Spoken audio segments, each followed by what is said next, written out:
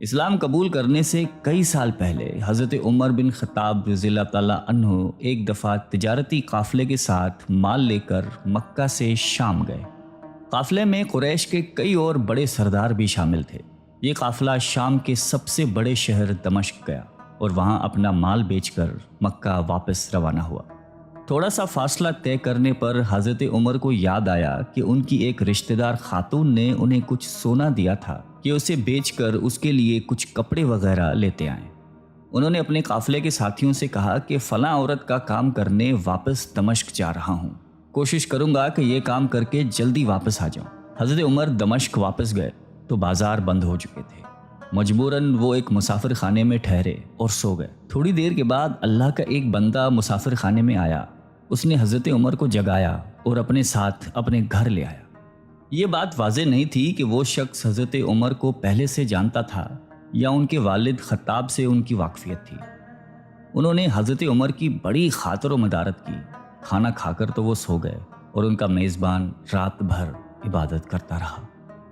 صبح کو حضرت عمر بیدار ہوئے تو ان کے میزبان نے کہا کہ اکیلے بازار مت جانا، بازار میں لٹیرے اکثر مسافروں کو لوٹتے رہتے ہیں، میرے ساتھ چلنا۔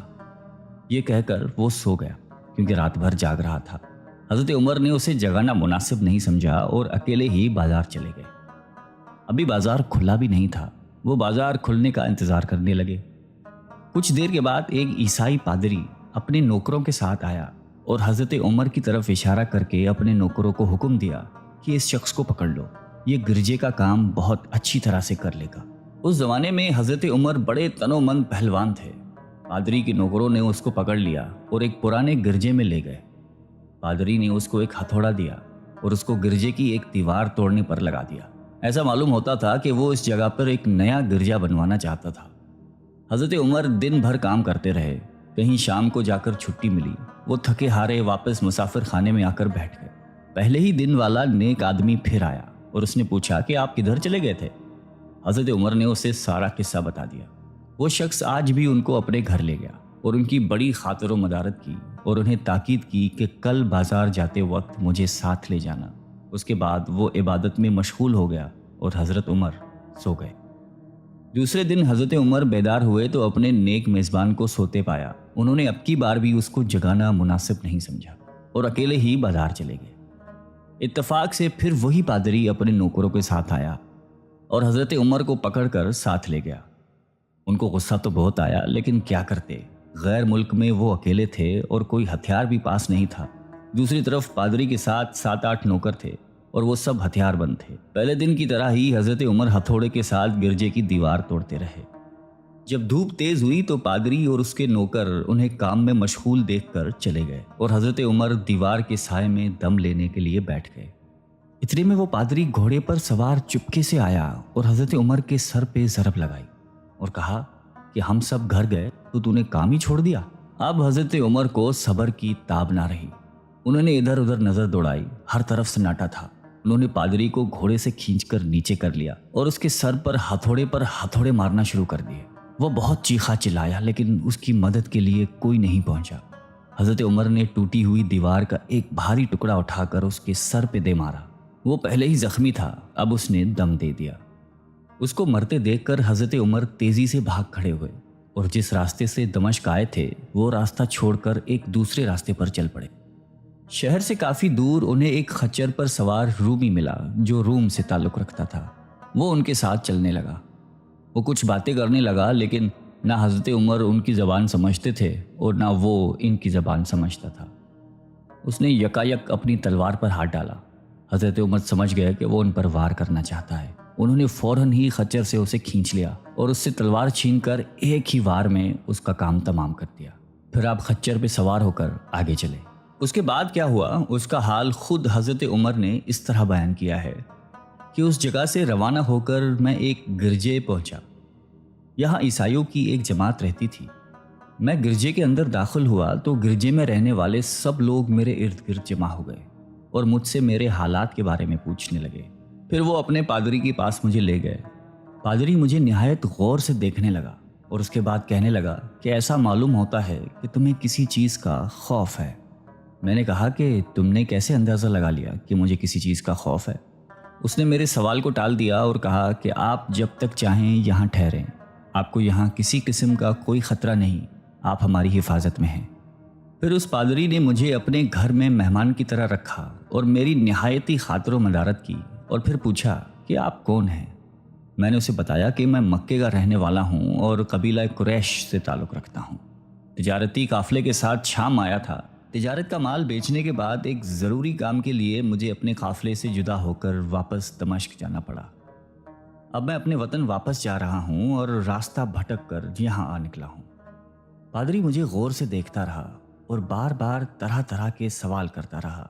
میں نے ان کے ہاں نہایتی آرام سے رات بسر کی۔ صبح کو آپ نے پوچھا کہ آپ کا ارادہ یہاں ٹھہرنے کا ہے یا آگے جانے کا؟ میں نے کہا کہ اب میں آپ سے رخصت ہونا چاہوں گا۔ یہ سن کر پادری نے اپنا ایک شاندار گدھا جو بڑا خوبصورت اور نہایتی تیز رفتار تھا لے آیا۔ اس گدھے کی پیٹھ پر کھانے کی مزیدار چیزیں اور قیمتی تحفے بھرے ہوئے تھے، اور پھر کہنے لگا کہ آپ اس گدھے پر سوار ہو جائیں اور چل پڑیں۔ راستے میں آپ کا گزر کسی عیسائی کے مکان کے پاس سے ہوگا تو وہ آپ کو اس گدھے پر سوار دیکھ کر آپ کی بے حد تعظیم کرے گا اور آپ کی خاطر و مدارت میں کوئی کسر نہیں چھوڑے گا۔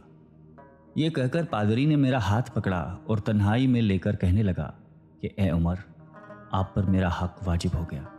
میں نے کہا بے شک۔ اس نے کہا آپ کا تعلق ایک معزز قوم سے ہے، میری آپ سے ایک غرض ہے۔ میں نے کہا کہ آپ بیان کر لیں، لیکن حیرت کی بات ہے کہ آپ جیسا بڑا آدمی مجھ جیسے پریشان حال مسافر سے کوئی غرض رکھتا ہو۔ اس نے بڑے یقین بھرے لہجے میں کہا کہ سنیں، میں ایک ایسا آدمی ہوں جس سے اللہ نے آسمانی کتابوں کا علم عطا کیا ہے۔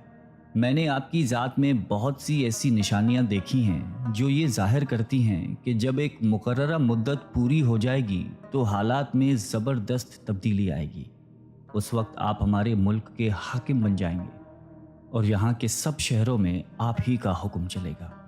اس کے بعد پادری نے اپنی جیب سے دوات، قلم اور کاغذ نکال کر کہا کہ میری غرض یہ ہے کہ آپ اس کاغذ پر لکھ دیں کہ اس گرجے اور اس کی جائیداد پر کسی قسم کا کوئی موصول لاگو نہیں کیا جائے گا۔ میں نے حیران ہو کر پادری سے کہا کہ آپ مجھ سے مذاق تو نہیں کر رہے؟ اس نے کہا کہ قسم ہے اس ذات کی جس نے عیسیٰ علیہ السلام پر انجیل نازل فرمائی، میں جو کچھ کہہ رہا ہوں وہ بالکل سچ ہے۔ آپ مہربانی کریں اور میری درخواست قبول فرمائیں۔ میں نے پادری کی باتوں کو اس کا وہم سمجھا اور جیسے اس نے کہا میں نے اسی طرح کاغذ پہ اسے لکھ کر دے دیا۔ اس کے بعد گدھے پر سوار ہو کر چل پڑا۔ راستے میں مجھے کئی جگہ پر عیسائیوں کی جماعتیں ملی۔ انہوں نے مجھے ایک پادری کے گدھے پر سوار دیکھ کر میری بڑی خاطر و مدارت کی۔ میں اس طرح جگہ جگہ عیسائیوں کا مہمان بنتا تبوک تک پہنچ گیا۔ اللہ کی شان، جس تجارتی قافلے کے ساتھ میں گیا تھا وہ کافی دیر میرا انتظار کرنے کے بعد اسی جگہ سے چل پڑا تھا جہاں میں نے اسے چھوڑا تھا، اور اب تبوک میں ایک کنویں کے قریب ڈیرا ڈالے ہوئے تھے۔ قافلے والے میرے ساتھی مجھے دیکھ کر میری طرف دوڑ پڑے اور مجھ سے مل کر بہت خوش ہوئے اور کہنے لگے کہ ابن خطاب، ہم لوگ تمہارا انتظار کرتے کرتے بالکل مایوس ہو گئے تو ہم نے اس مقام کو کوچ کر دیا جہاں سے تم واپس دمشق گئے تھے، مگر تمہارے بارے میں ہم سخت پریشان تھے۔ یہ تو بتاؤ کہ اتنے دن تم کہاں رہے؟ میں نے وہ تمام حالات بیان کیے جو مجھے پیش آئے، لیکن پادری سے جو میری گفتگو تنہائی میں ہوئی وہ بالکل ظاہر نہیں کی، کیونکہ میں پادری کی اس باتوں کو اس کا وہم سمجھتا تھا اور اس کے عقیدے کی کمزوری سمجھتا تھا۔ قریش کے ایک سردار ابو سفیاں بھی اس قافلے میں شامل تھے۔ انہوں نے مجھے اس شاندار گدھے پر سوار دیکھ کر کہا، ارے تم لوگ اس نوجوان کی اقبال مندی تو دیکھو، اسے کسی ایسے میدان میں چھوڑ دیا جائے جہاں نہ پانی ہو نہ سبزہ، پھر بھی اسے رزق مل جائے گا۔ پادری نے رخصت کرتے وقت مجھ سے کہا تھا کہ جب میں اپنے ساتھیوں کے پاس پہنچ جاؤں اور گدھے کی ضرورت نہ رہے تو اس کی رسی کو مضبوطی سے باندھ کر گدھے کو اسی جگہ پر چھوڑ دوں، لہٰذا میں نے ایسا ہی کیا۔ یہ دیکھ کر ابو سفیان نے کہا کہ ارے تم نے کیا کر دیا؟ گدھے کو ایسی جگہ پہ چھوڑ دیا جہاں پہ چور اچکے اور درندے اکثر گزرتے رہتے ہیں۔ میں نے کہا اس کے مالک نے مجھے ایسا ہی کرنے کی ہدایت کی تھی، وہ اس کی عادتوں سے زیادہ واقف ہے۔ اب وہ جگہ گدھے والا کنواں کے نام سے مشہور ہے۔ وہاں سے روانہ ہو کر ہمارا قافلہ مکہ پہنچا۔ میری اور پادری کے درمیان جو گفتگو ہوئی تھی وہ مجھے بھلائے نہ بھولتی تھی۔ پہلے تو کئی دن تک میں نے اسے اپنے دل میں ہی رکھا، پھر مجھ سے ضبط نہیں ہوا اور یہ راز میں نے اپنے رشتہ دار خاتون کے سامنے ظاہر کیا جس نے مجھے سونا دیا تھا۔ وہ بڑی عقل مند خاتون تھی۔ اس نے مجھ سے کہا کہ اے ابن خطاب، میں تمہارے بچپن ہی سے تم میں اچھی نشانیاں دیکھ رہی ہوں۔ جب تم بہت چھوٹے بچے تھے تو میں نے ایک دفعہ خواب میں دیکھا کہ تم لمبے ہوتے جا رہے ہو اور تمہارا قد اتنا لمبا ہو گیا ہے کہ اس نے آسمان کو چھو لیا ہے۔ یہ دیکھ کر میں نے خواب میں کہا کہ ارے یہ میرے بچے کی کیا حالت ہو گئی ہے۔ کسی نے کہا کہ یہ لڑکا دنیا اور آخرت میں بھلائی پانے والا بنے گا۔ جاہلیت کے زمانے میں اس قسم کی باتوں کا مطلب میرے سمجھ میں نہیں آتا تھا۔ مکہ میں ایک شخص اہل کتاب یعنی یہود و نصارہ میں سے تھا جو بہت گمنام تھا۔ عام لوگ تو اس سے واقف بھی نہیں تھے، لیکن قریش کے کچھ سردار اسے پہچانتے تھے اور اس کی بہت عزت کرتے تھے۔ ایک دن دوپہر کے وقت میں اس کے ہاں گیا اور اس سے جا کر کہا کہ میں آپ سے چند باتیں کرنا چاہتا ہوں اور چاہتا ہوں کہ آپ ان کو اپنے دل میں راز بنا کر رکھیں اور کسی کے سامنے ظاہر نہ کریں۔ اس نے ایسا کرنے کا وعدہ کیا تو میں نے اپنے سفر کے تمام واقعات اس کے سامنے بیان کر دیے اور اپنے رشتہ دار خاتون کے خواب کا بھی ذکر کیا۔ جب میں اپنی گفتگو ختم کر چکا تو اس نے کہا کہ اے ابن خطاب، جس کو تم نے موصول کی معافی کا وعدہ لکھ کر دیا ہے وہ اس زمانے میں عیسائیوں کا سب سے بڑا عالم ہے۔ جو کچھ اس نے کہا وہ سب سچ ہے اور جلد ہی وہ سچ تمہارے سامنے آ جائے گا۔ جہاں تک تمہاری رشتہ دار خاتون کے خواب کا تعلق ہے تو اس سے یہ ظاہر ہوتا ہے کہ مکے میں ایک بہت بڑا انقلاب آئے گا۔ زمانہ ایک نئی صورت اختیار کرے گا اور آنے والے زمانے کے آسمان و زمین بدل جائیں گے۔ میں وہاں سے گھر چلا آیا اور اس کی ساری باتیں اپنے دل میں لیے رہا۔ تھوڑے ہی عرصے کے بعد قریش کی مجلسوں میں آپ صلی اللہ علیہ وآلہ وسلم کا ذکر ہونے لگا۔ یہ لوگ اس بات پر چڑھتے تھے کہ محمد صلی اللہ علیہ وآلہ وسلم اپنے آپ کو اللہ کا رسول کہتے ہیں، لوگوں کو بتوں کی پوجا کرنے سے منع کرتے ہیں اور ایک اللہ کو ماننے پر زور دیتے ہیں۔ جلد ہی اللہ تعالیٰ نے اسلام کو ظاہر کر دیا اور مجھے یقین ہو گیا کہ حالات وہی صورت اختیار کر رہے ہیں جس کی طرف آسمانی کتابوں کے عالم شام کے پادری نے اشارہ کیا تھا۔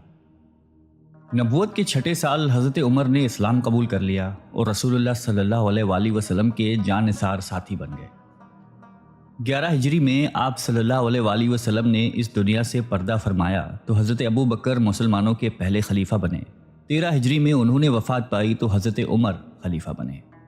ان کے سفر نامے کی روایت کرنے والے راوی کا بیان ہے کہ حضرت عمر فاروق اپنے خلافت کے زمانے میں شام تشریف لے گئے تھے تو ایک بہت بوڑھا آدمی جس کے بال برف کی طرح سفید ہو چکے تھے عیسائیوں کی ایک جماعت کے ساتھ ان کی خدمت میں حاضر ہوا اور عرض کیا کہ اے امیر المومنین، کیا آپ مجھے جانتے ہیں؟ حضرت عمر نے فرمایا کہ اگر آپ شام کے فلاں نگر کے پادری ہیں تو میں آپ کو پہچانتا ہوں۔ اس نے کہا کہ جی ہاں، میں وہی پادری ہوں۔ حضرت عمر فاروق رضی اللہ تعالیٰ عنہ نے فرمایا کہ میں نے آپ سے لکھ کر جو عہد کیا تھا وہ آج بھی قائم ہے۔ اللہ تعالیٰ نے اپنے رسول صلی اللہ علیہ وآلہ وسلم کے ذریعے ہمیں عزت بخشی۔ انہوں نے ہمیں اللہ تعالیٰ کی پسندیدہ دین اسلام کی طرف دعوت دی اور ہم نے یہ قبول کی۔ آپ ہی نے مجھے ان باتوں سے آگاہ کیا تھا۔ اب آپ کو کون سی چیز اسلام سے قبول کرنے سے روکتی ہے؟ بوڑھے پادری نے حضرت عمر کی باتیں سن کر اسی وقت اپنے ساتھیوں سمیت کلمہ پڑھ کر اسلام کی دولت حاصل کر لی۔ اللہ تعالیٰ ہم سب کو قلب سلیم عطا فرمائے اور قرآن اور حدیث پہ چلنے کی توفیق عطا فرمائے۔ آمین۔